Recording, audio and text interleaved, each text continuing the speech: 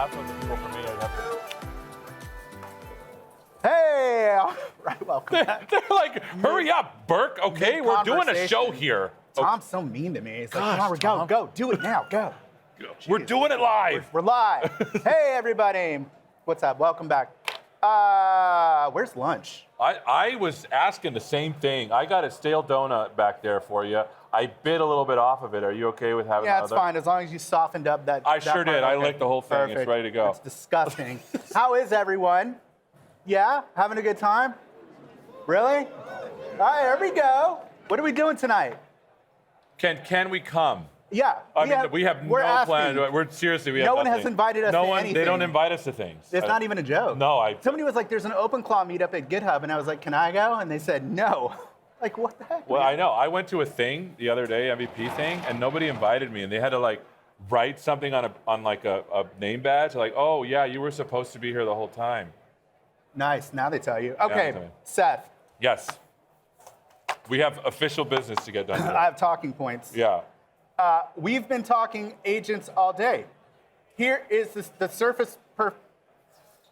Let's talk about the GitHub Copilot app. Agents are great. Wait, I thought we were doing... I love AI.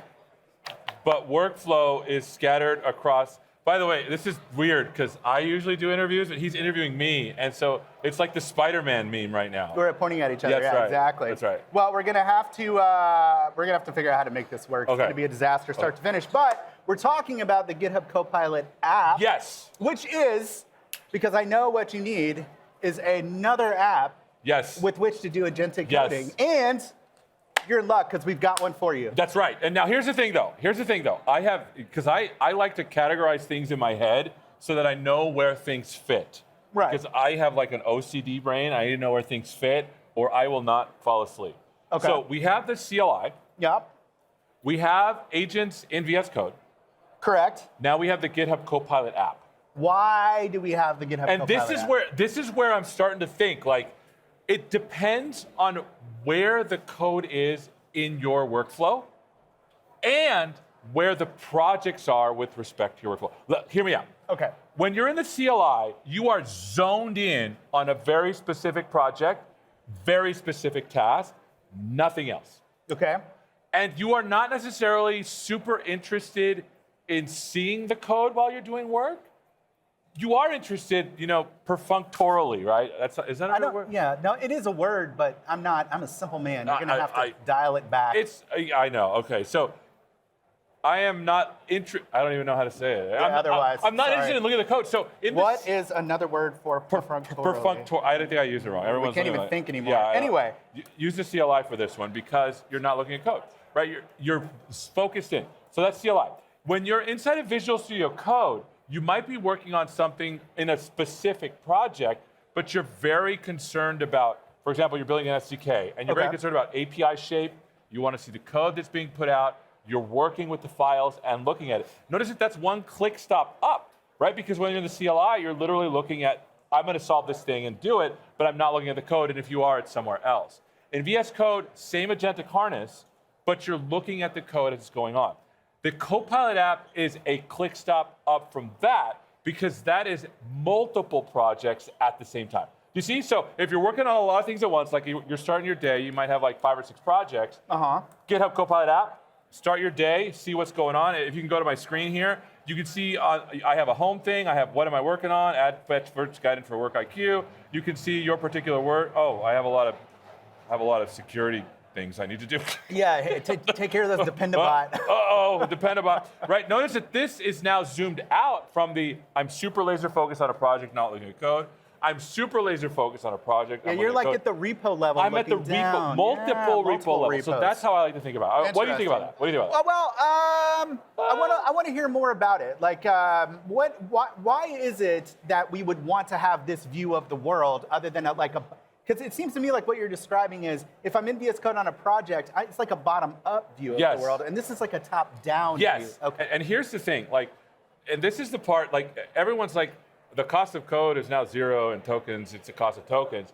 But the reality was, and here's the secret, and I'll tell you, make sure, I'll whisper it, because I want anyone else to know. Code was always the easiest part. Yes, that has always been true. I would agree. When you're pen to code. I don't pen to Keyboard to keyboard to pencil. Okay. When you're doing the code, you have already thought everything through. There's nothing else to think about. You're writing it, and then as you're going, you're thinking about, oh, this isn't working like I thought. You're coding and thinking as you go. Yeah, but right? but the higher level of what I'm trying to accomplish is over. Because you're writing like, I'll give you an example. I'm writing a website, and I need a submit button to launch something into outer space. Okay. Right? It was super easy, right? When you're doing that, you already know all the systems that you're going to integrate with. You already know that there's going to be a button. You already know that you need to handle I see what you're saying. Yeah. Yes. It's like you already know most of what's going on, and you're at the last mile of the work of like putting from keyboard to code. Okay. And that's the thing. Like, but the real work happens when you're trying to decide what to do, and when to do it, and what it belongs to. Okay. And that's where the GitHub Copilot app is awesome, because you start your day, and I'm like, oh, let's go back to my screen here. I have a lot of stuff I need to have my agent do. There's a lot of stuff that I need to figure out. It looks like I have some releases here. Looks like I need to do some other stuff, sketch edits or whatever.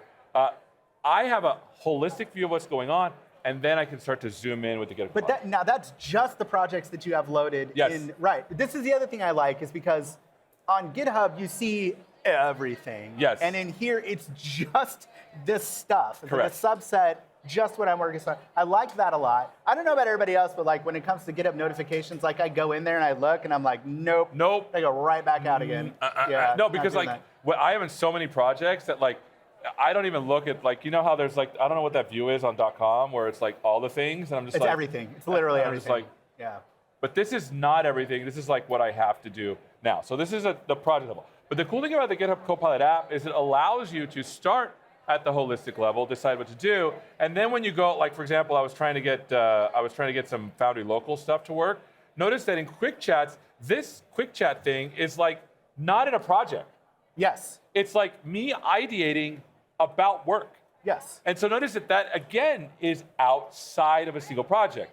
Not the holistic view of life, but maybe I'm trying to think about a thing to do a thing. And that is super nice, because it can't touch any of your files. No. Because a lot of times I'll ask a question and the AI will be like, oh yeah, it's this. I went ahead and made that change. Like, no, I just wanted to know. Yeah. I didn't want you to actually do anything. Yeah. And not only that, but this can span multiple projects. Like for example, I work on a lot of side apps now that help me like do presentations. I built something called cut-ready. I've used one, yes. I built something called 𝗦𝗽𝗀𝗀𝗀 to help me hotkey. I built something called 𝗦𝗲𝘀𝗀𝗀𝗀 to help me show. You should build something to help you name things. Yeah, those names are delightful. Like cut-ready, doesn't that sound like a thing? Amazing. 𝗦𝗽𝗀𝗀𝗀𝗀. Obviously AI generated. But the thing about, for sure. But the thing about it is they're all Tauri apps. Is that how you say it, Tauri? How do you call it? You gotta stop using these words, bro. No, Tauri is a real thing. Tauri? Yes, Tauri. Has anybody heard that word?